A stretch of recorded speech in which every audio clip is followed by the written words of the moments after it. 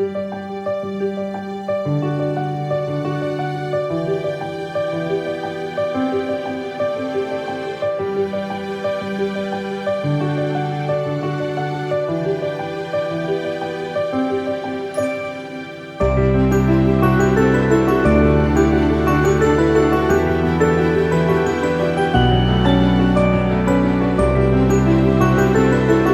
akan kita kunjungi. Sebenarnya di Taman Sari sekarang tinggal 2 pristiti saja. Di antaranya yang 6 yang ini, yang terwujud. Oh iya. Kita sebut Gedung Sekawan karena jumlahnya 4. Tuh.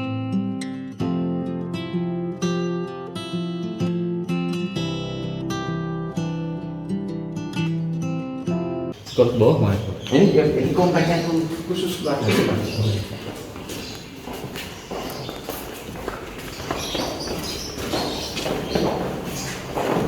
Lalu tiga rekan nanti akan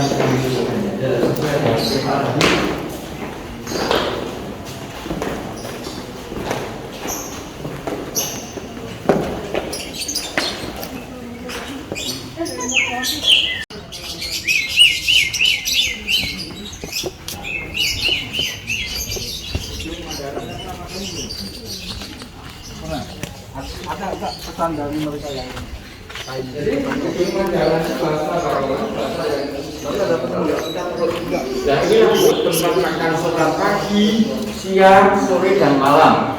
Bahkan sampai sultan yang sekarang yang 10 masih dilestarikan. Ketika sultan makan ada salah satu wanita pakai kemben duduk di lantai ya, di atas lantai pojok biasanya kita sebut marak. Fungsinya hanya menemani sultan makan saja. Jika sultan tidak bertanya dia akan diam saja. Nah, orang yang marah itu akan senang sekali jika makan sultan tidak habis.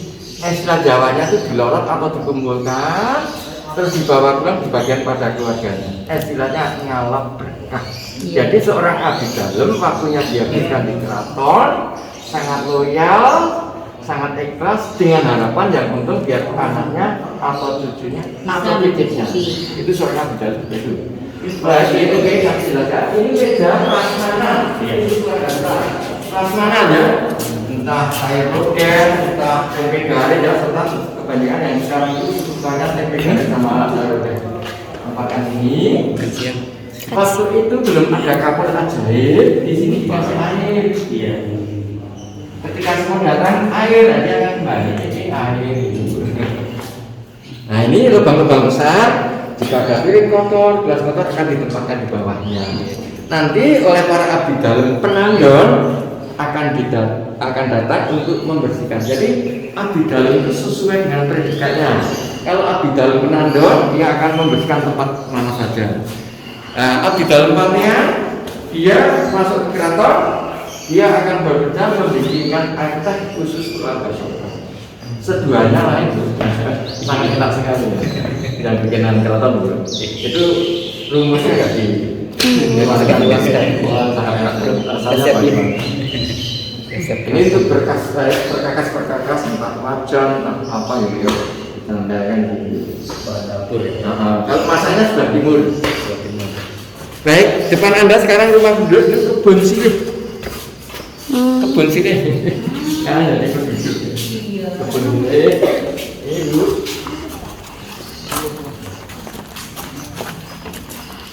Sumur. Masukkan dalam sini, pulang dari Taman Sari akan dapat keberuntungan katanya ya. Tapi dengan tingkat mudah ini mudah Bu. Tapi tantangannya banyak ini Bu. Kenapa kan? Kalau ngelemparin koin. Kalau masuk. Ini ketika orang nggak ada tempat tidur. Ini penjagaan tempat tidurnya.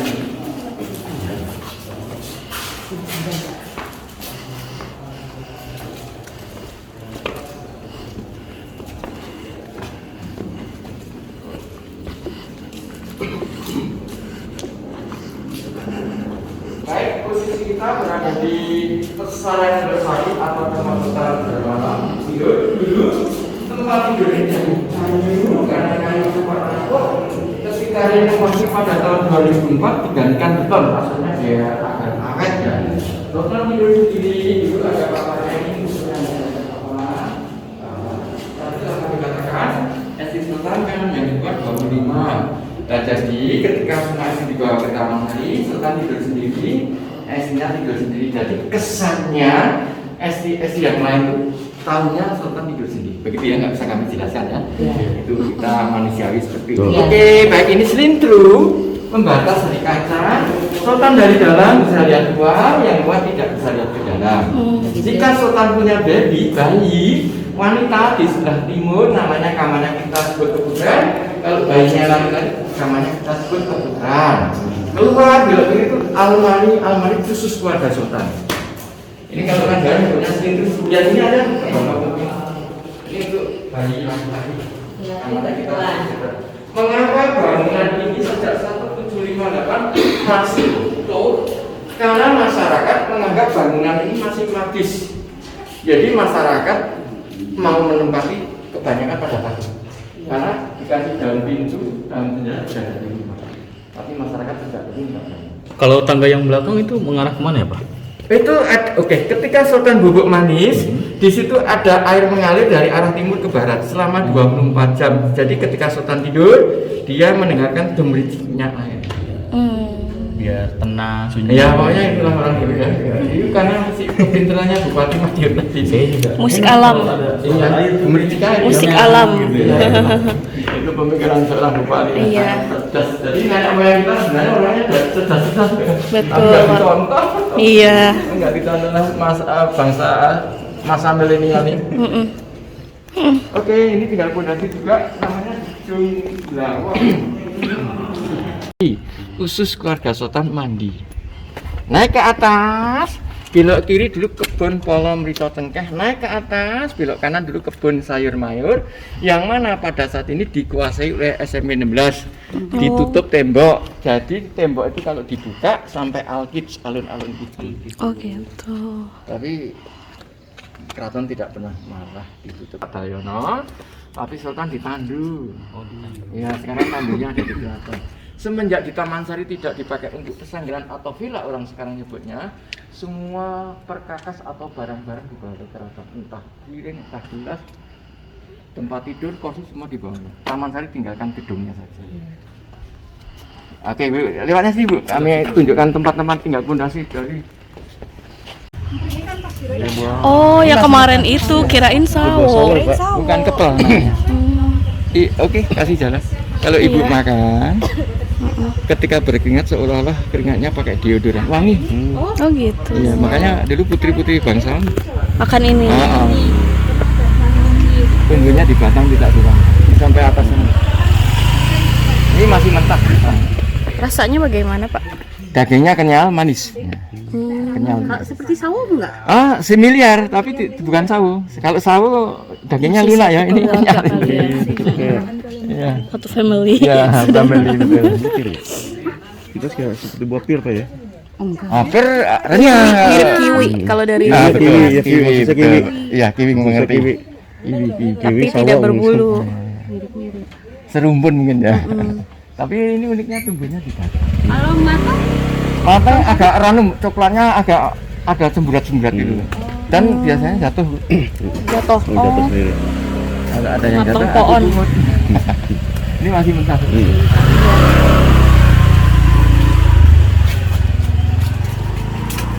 Untuk kumpul para abdi dalam laki-laki atau wanita ketika keluarga Sultan berada di Pesayan Sari. Salah satu contoh ketika abdi dalam Penandon dipanggil, dia akan membersihkan tempat-tempatnya, tempat tidur, tempat halaman. Kalau abdi dalam pakaian dipanggil, dia akan membuat air teh khusus keluarga Sultan. Selatannya sekarang jadi rumah duduk.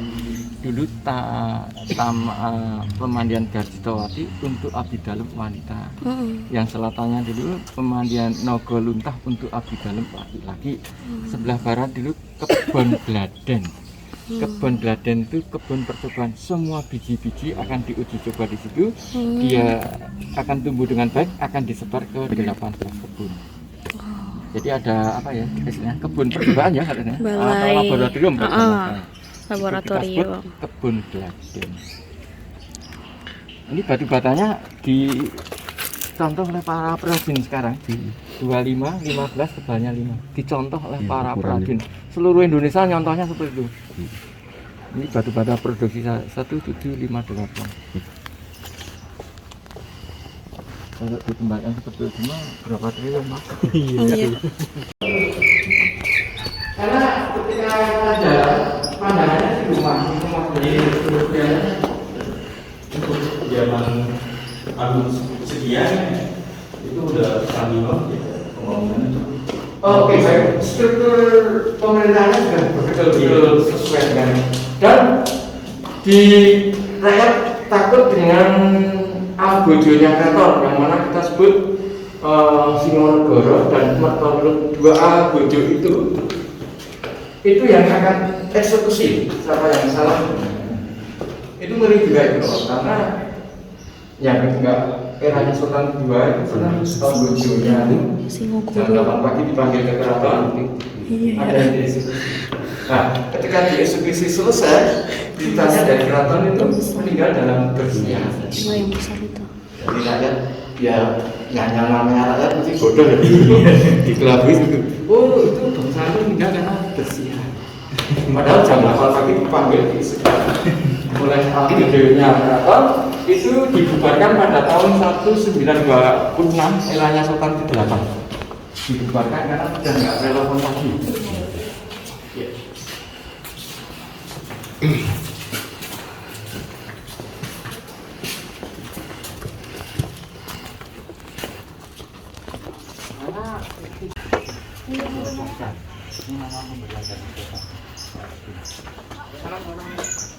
Dan seorang abdi dalam hidupnya hanya diwarnai dua warna, hijau simbol pengharapan, kuning simbol ketuhanan.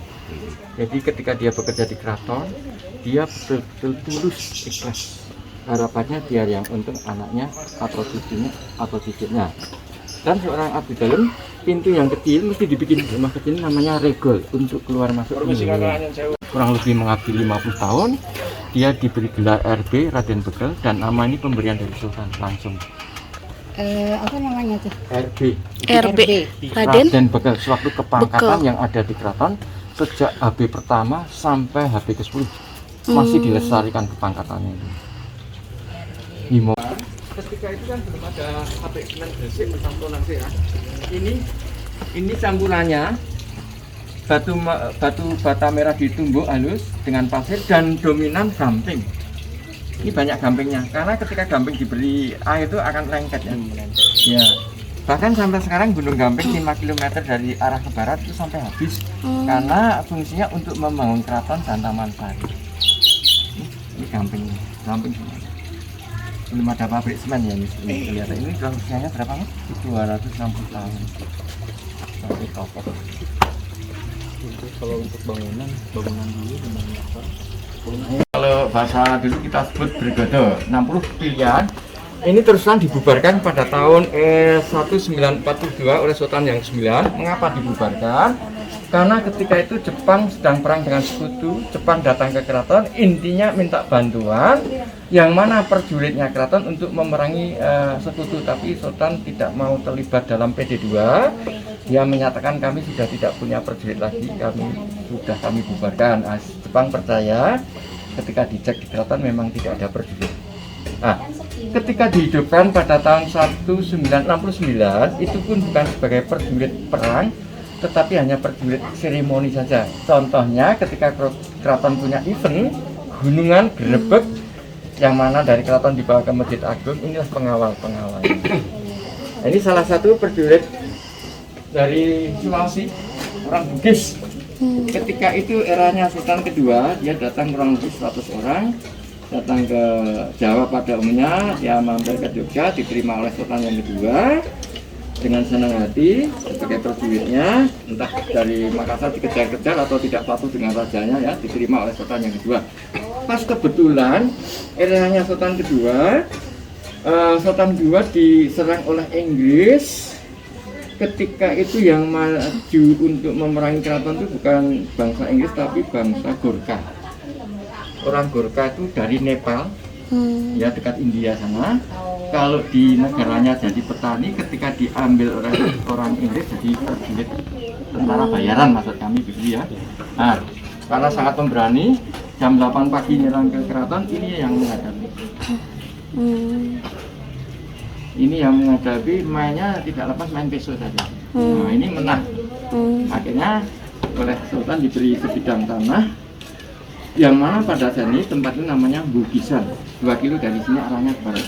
Tetapi tidak orang Bugis yang bertempat tinggal, tapi kebanyakan orang-orang Jawa. Karena apa? Dia setelah bantu, karena jiwa dia kan avanturis, begitu bantu pergi saja tanpa pamit. Nah, tempat itu sekarang jadi dulu orang-orang Jawa. Itu sebenarnya orang milik Bugis dan diakui keasapannya milik orang Bugis, tapi orang Bugisnya tidak. Karena telah bantu.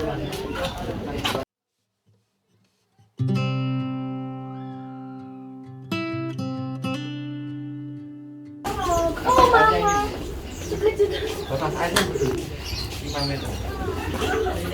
Berapa? Batas air 5 meter.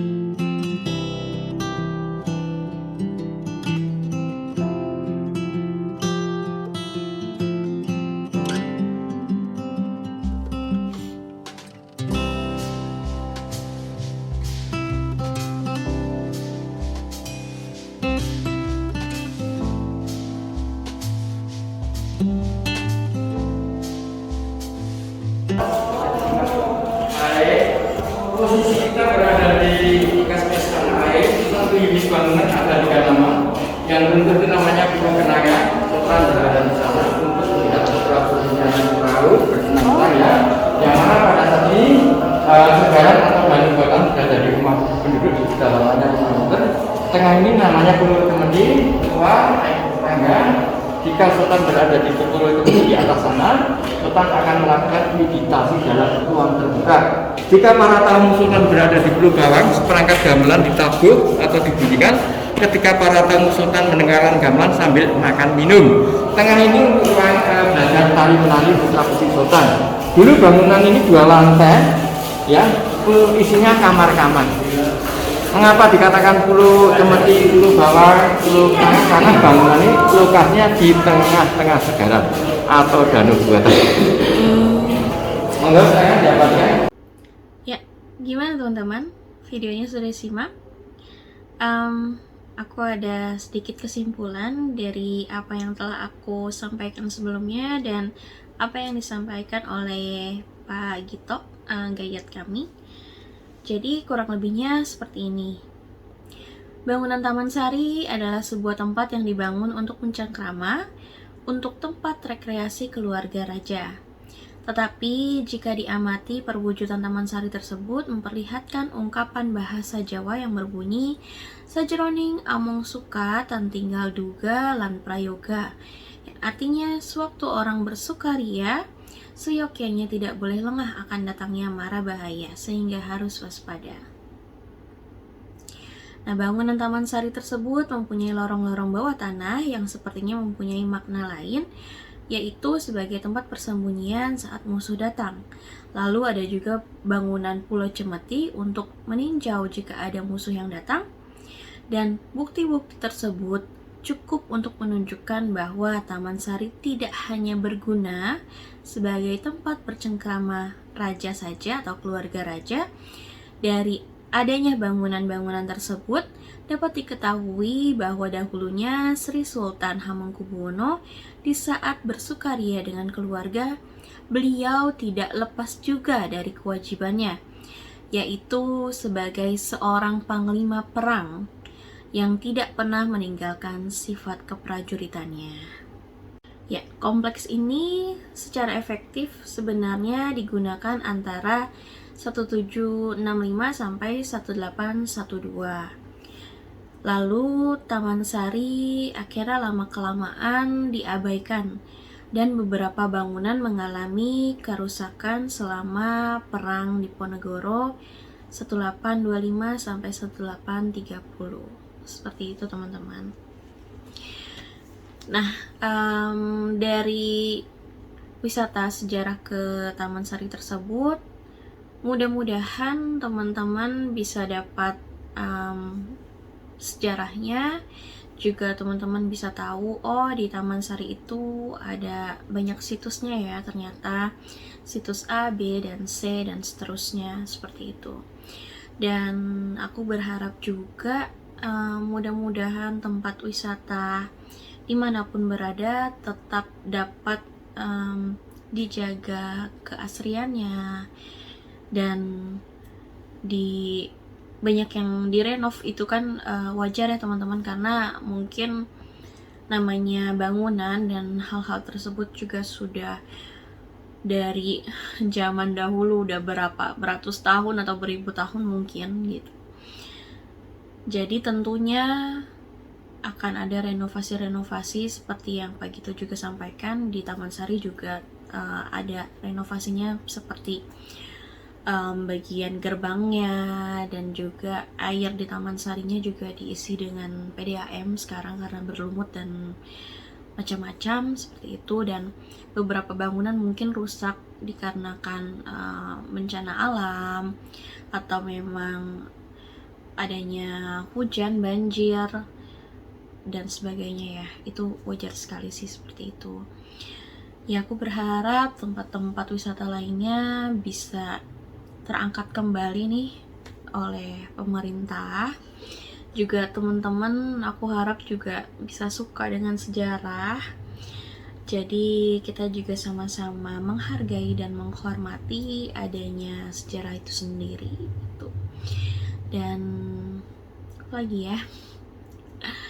Ya, aku harap kalau memang teman-teman berasal dari sebuah daerah, jangan lupa dengan kebudayaan dan adat istiadat yang baik dari daerah-daerah teman-teman kayak gitu. Jangan lupa dengan budaya sendiri yang mungkin budaya-budaya tersebut masih bisa nih dipakai di zaman sekarang gitu. Pastikan dari kebudayaan tersebut ada hal-hal baiknya juga gitu untuk kita kayak gitu. Akhir kata, mudah-mudahan video ini bermanfaat, bisa nambah wawasan teman-teman, bisa ngajak teman-teman jalan-jalan yang masih di rumah aja. Dan aku makasih banyak buat teman-teman yang sudah ngikutin Jurfla terus. Dan ya, Assalamualaikum warahmatullahi wabarakatuh. See you in next video. Bye. Habis melihat-lihat sebentar di Istana Air ini atau yang disebut Pulau Kenanga, kita kembali lagi ke tempat masuk yang tadi teman-teman. Dan habis dari sini tuh ke arah yang depan tadi itu hujan, jadi aku juga nggak sempat videokan. Dan terakhir di tempat yang tadi kita bermula ada tempat lukisan-lukisan gitu. Ini yang buat adalah para abdi dalam. Harganya juga relatif murah ya.